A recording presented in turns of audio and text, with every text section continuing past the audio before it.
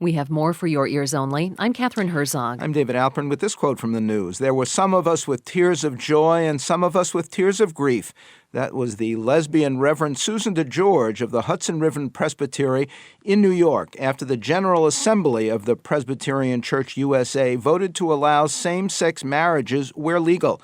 Next day, the church voted to divest $21 million from Caterpillar, Hewlett-Packard, and Motorola Solutions, which sell equipment facilitating Israel's Palestinian occupation. Now this. When you call a product a miracle and it's something you can buy and it's something that gives people false hope, I just don't understand why you need to go there. My job, I feel, on the show is to be a cheerleader for the audience. And when they don't think they have hope, when they don't think they can make it happen, I want to look, and I do look everywhere, including in alternative healing traditions, for any evidence that might be supportive to them. Missouri Democrat Claire McCaskill was only one of the Senate Consumer Protection Subcommittee members who grilled TV's Dr. Oz last week on the way his enthusiasm for dietary supplements is too often distorted to the point of deception, especially in the area of weight loss in our obesity-prone age. He countered that the problem was probably too much restraint on his part, not plugging specific brands for the sake of propriety, thus giving others the chance to feature his generalities in ads for products he never really meant to endorse. The problem persists across all media, print, broadcast, and the internet, but compelling web videos may be the most pernicious. The weight loss hearing also took testimony on countermeasures by various internet giants such as AOL, Google, Facebook, Twitter, and Yahoo through a coalition called TrustInAds.org. And for more on that, for your ears only, the TrustInAd.org's executive director, Rob Harrelson, joins us now. Welcome to the program. I'm delighted to be here. Tell us about the kind of ad standards your member companies have, especially on these weight loss supplements.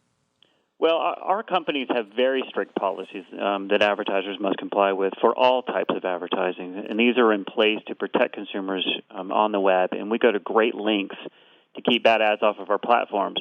For the health-related advertising, including weight loss and dietary supplements, we want to make sure that advertisers aren't marketing products with false claims or outrageous claims, some of which were highlighted during the hearing on Tuesday. How many ads that ran afoul of those standards have actually been forced off the web, and what percentage was that roughly of all ads in that category? Well, it's hard to say since some of the companies within the online advertising space at large don't disclose those numbers. But as an example, Google last year removed roughly 325 million ads off of its platform.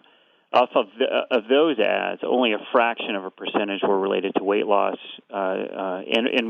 and they were removed for a number of reasons, but including the use of false claims. Are the standards applied before or just ads go online, or only if there are questions or complaints raised? Would the internet company check with scientific or celebrity sources like Dr. Oz to make sure their words actually constituted endorsement?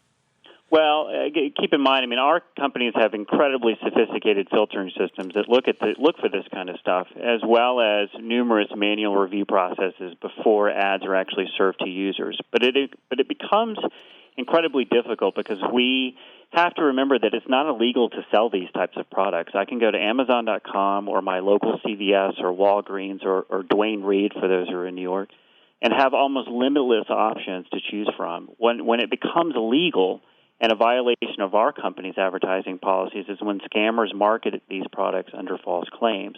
But we look for common claims like these and are able to flag a majority of these types of ads before they're ever reach the user. Well, beyond weight loss supplements and products, what kinds of online ads present the most frequent or serious violations of your coalition standards and consumer trust?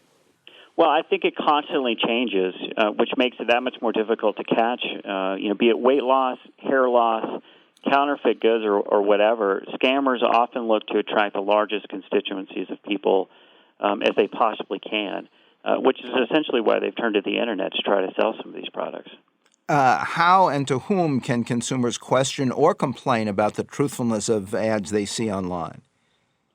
Well, so each of our companies have very, very simple and easy ways for users to report suspicious ads on their platforms. And in fact, our website, TrustInAd.org, has a dedicated page with simple instructions on how to do this for each company. In addition, for platforms like Facebook, a user can actually flag a suspicious ad right from the ad itself and provide specific information about that ad on its mobile platform and its desktop platform.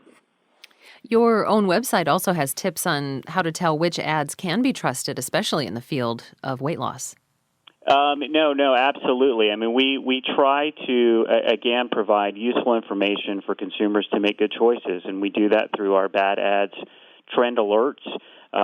We had actually released one on weight loss scams just the day before the hearing last week. So, this is an initiative that includes very much an education component to try to educate consumers on how to make good choices online. There are special questions about ads on social networks or using data mined from them. How can consumers really be sure that particular friends or contacts of theirs, not a Dr. Oz, really do endorse or like some product or service that they get an ad or an email about? Well, first, our companies don't serve ads by sending emails, but some social networks do serve ads based on the likes of others within a user's particular kind of social network. And I think consumers should feel confident in what they're seeing in that respect. Amazon is infamous around my house for an algorithm that seems to assume because I once bought a watch there, I'd be interested in at least 3 watch sales a day ever since. But last week it took a different direction with a new smartphone that can recognize products or services in which consumers are interested and direct them immediately to the proper Amazon purchase page. Is that bad news for online ads? Not at all. I think what Amazon is doing with its new phone is incredibly innovative, and I'm actually very anxious to see it in person and use it myself. But I think the online advertising models that we have in place now will certainly continue to thrive, even as new approaches to reach consumers emerge.